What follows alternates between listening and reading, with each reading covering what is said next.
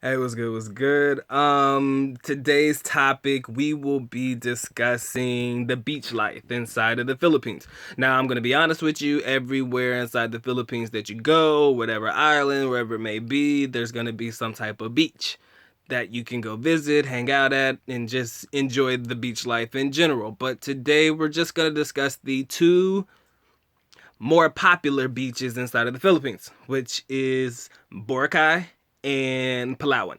So we'll talk about both of them, discuss the good, the bad, the ugly of each different area that you'll be in. Now we'll discuss Boracay first.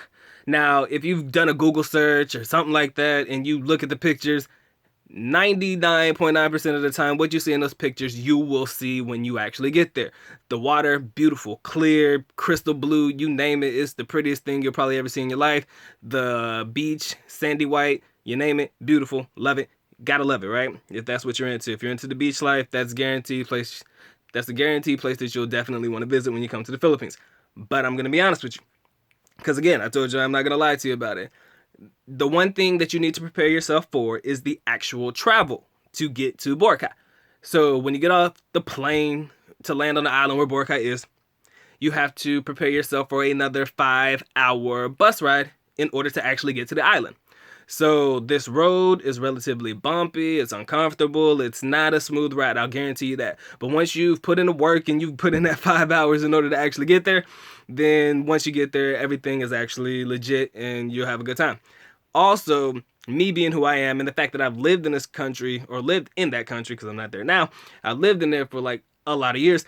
What I noticed is, in normal price, mediocre stuff, in the Philippines is cheap, but in Boracay it's way different. And so it's like an inflation out of yet. But it's just killer. For example, me, I personally enjoy what they call buko juice. Buko is a coconut in the Philippines. It's like natural coconut water. You cut open the coconut, pour it into a cup. It's natural, good stuff. Love it. It's the best thing to me in the world. Electrolytes, whatever you name it, it's good. All right. Let's say that in a normal place, it'll cost you like 20 pesos, which is in and around 50 cents, give or take. We'll just say 50 cents for the sake of the video.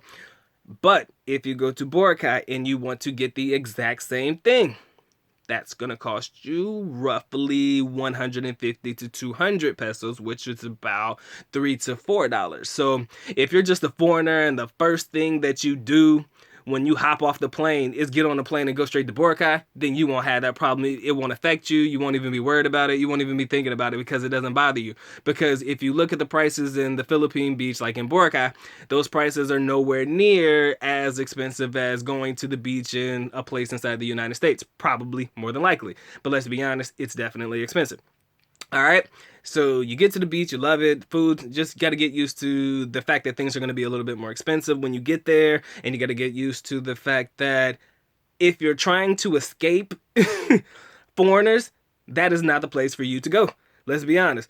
I've heard and seen that there are more foreigners actually inside of Boracay than actually native people or Filipinos.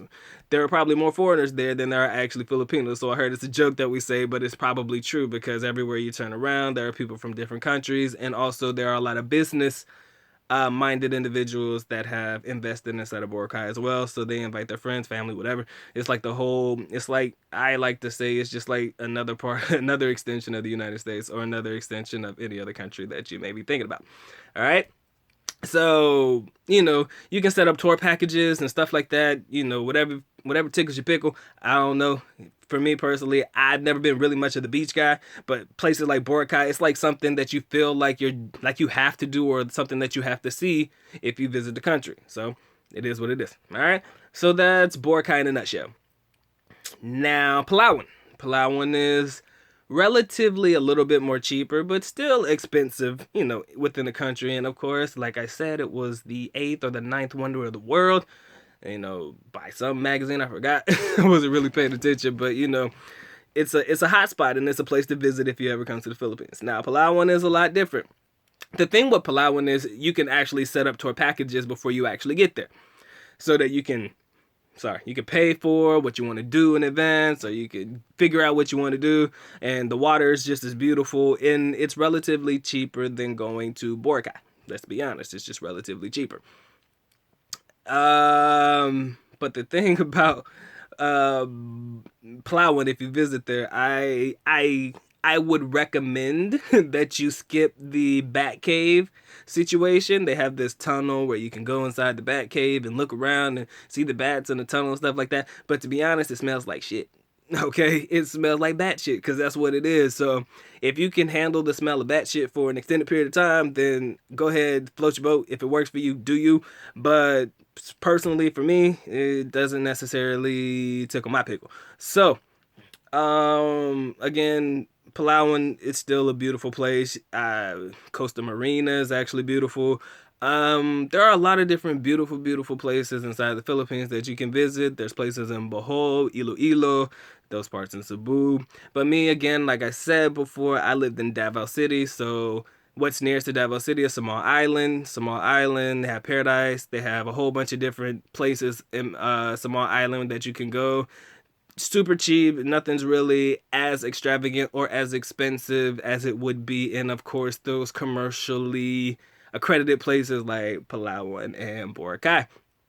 I kind of feel like you'll still get the exact same experience, except, I don't really know what would be the difference, except for in Boracay and Palawan and places like that, they have these exclusive type hotels.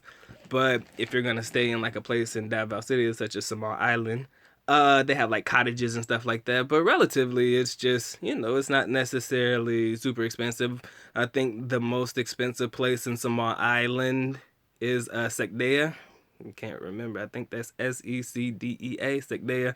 It's a beautiful place. I think that it could rival any of the other beaches that I mentioned to you, especially since it is in Davao City. And so you're going to get I'm not going to say it's the exact same experience because that is not necessarily true, but you'll definitely relatively get the exact same experience in Secdea or places in Small Island, deep sea diving, things of that nature. You can do it all in where I was at in Davao and Small Island, and you can do those in I keep saying Small, in Boracay and also Palawan.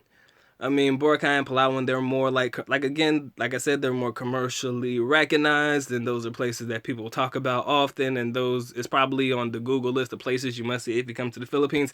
That's why I wanted to give you a video on it so that you can make up your mind. Again, in Palawan, avoid the Bat Cave. Smells bad. Boracay, get used to the prices, stuff like that, and relatively you'll be all right. All right, keep it 100. Peace.